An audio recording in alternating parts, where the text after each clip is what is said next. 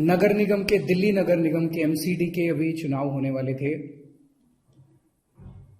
9 तारीख को जो दिल्ली चुनाव आयोग है, स्टेट इलेक्शन कमीशन है दिल्ली का, उन्होंने सुबह सुबह एक प्रेस इनविटेशन भेजा कि आज शाम को 5 बजे चुनाव आयोग एमसीडी के चुनावों की तारीख का ऐलान करेगा, डेट्स ऐलान करेगा, किस तारीख को नॉमिनेशन होगा, किस तारीख को विड्रॉ किया जा सकता है, चुनाव किस तारीख को होंगे।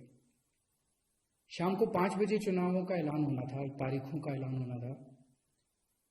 4 बजे, उसके 1 घंटा पहले, केंद्र सरकार ने चुनाव आयोग को चिट्ठी लिखी कि हम दिल्ली के तीनों नगर निगमों को एक साथ एक नगर निगम बनाने जा रहे हैं, इसलिए आप ये चुनाव टाल दीजिए। 5 बजे चुनाव आयोग ने चुनावों केंद्र सरकार के कहे के मुताबिक चुनाव टालने का ऐलान कर दिया। शायद भारत के इतिहास में पिछले 75 साल में आजादी के बाद से पहली बार ऐसा हुआ होगा कि केंद्र सरकार ने सीधे किसी राज्य के चुनाव आयोग को चिट्ठी लिख के चुनाव टालने के लिए कहा है। लोगों के अंदर बातचीत चल रही है कि 2-3 बातें चल रही हैं।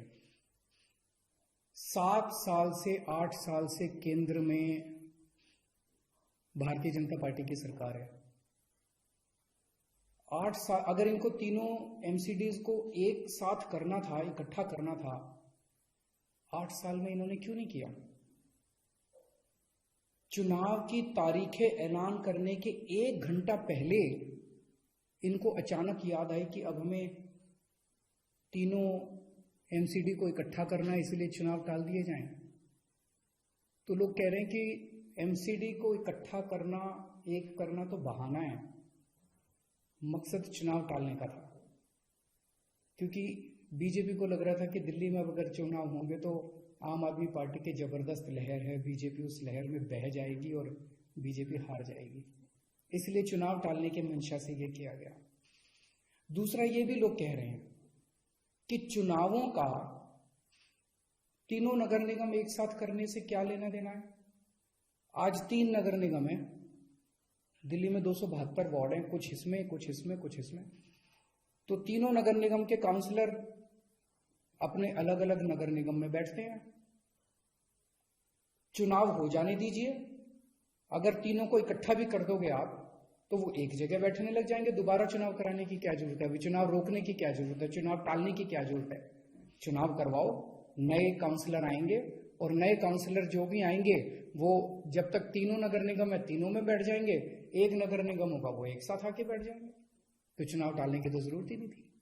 लेकिन मकसद तीनों नगर निगम एक साथ करने का नहीं था। अगर करना होता तो 7 साल में कर लेते ये लोग। मकसद था चुनाव टालने का। ये देश के लिए अच्छा नहीं है, दोनों चीजें अच्छी नहीं है। जो केंद्र सरकार ने चिट्ठी लिख के चुनाव टालने को कहा वो भी ठीक नहीं है, और चुनाव आयोग केंद्र सरकार के सामने झुक गया और चुनाव टाल दिए, ये भी अच्छा नहीं है जनतंत्र के लिए। मेरी हाथ जोड़ के प्रधानमंत्री जी से अपील है, प्रधानमंत्री जी, सरकारें आती जाती रहेंगी, कल आप भी नहीं होंगे, कल मैं भी नहीं होऊंगा। हम इंपॉर्टेंट नहीं है, लोग इंपॉर्टेंट नहीं है, पार्टियां इंपॉर्टेंट नहीं है, देश इंपॉर्टेंट है। अगर हम चुनाव आयोग को दबाव डाल के चुनाव कैंसिल कराते हैं, इससे चुनाव आयोग कमजोर होता है, और चुनाव आयोग कमजोर होता है, चुनाव कैंसिल होते हैं तो देश कमजोर होता है। हम सबको मिलकर देश की रक्षा करनी है। किसी भी हालत में हमें इंस्टीट्यूशंस को कमजोर नहीं होने देना।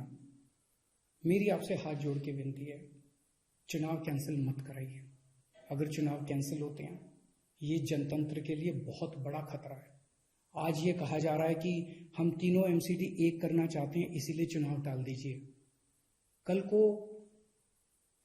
मान लो लोकसभा का चुनाव है, उसके पहले अगर कहा जाएगा कि ये पार्लियामेंट्री सिस्टम अच्छा नहीं है, हम प्रेसिडेंशियल सिस्टम लाना चाहते हैं, संविधान में बदलाव करना चाहते हैं, इसलिए चुनाव टाल दीजिए, तो क्या चुनाव टाले जाएंगे? मान लो कल को कोई स्टेट असेंबली का चुनाव है, ये कहा जाएगा कि हम 2 राज्यों को इकट्ठा करना चाहते हैं इसीलिए चुनाव टाल दीजिए, तो क्या चुनाव टाल दिए जाएंगे?